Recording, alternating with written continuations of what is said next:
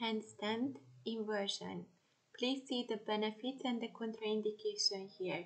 For preparation, you have to do psoas muscle opening, balancing, strengthening asanas, back bends, and shoulder openings.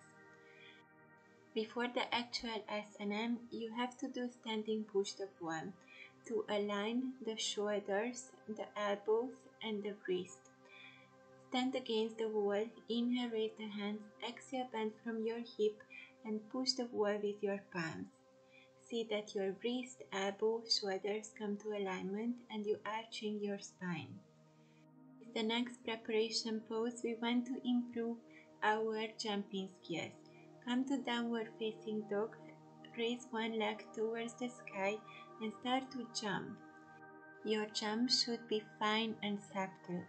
See that as you reach the ground, you're rolling over your feet, and you see that when you jump, you try to jump with the power of your hip area.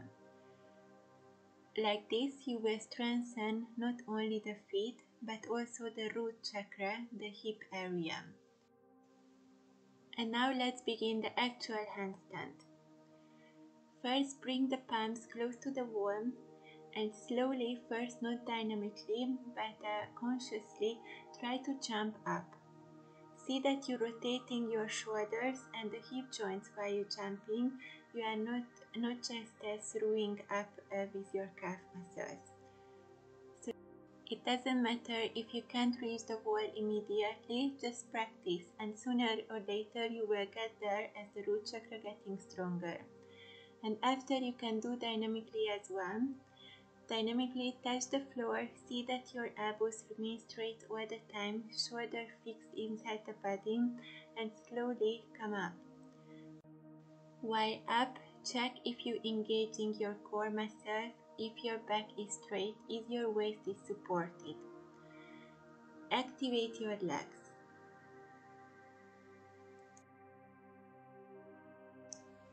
And lastly, I would like to show you an advanced version where you're jumping up with the legs closed.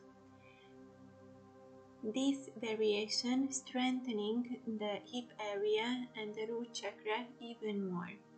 Maybe you have to try it for a few months, for a few years, but eventually you will get there and your body and your mind will get stronger.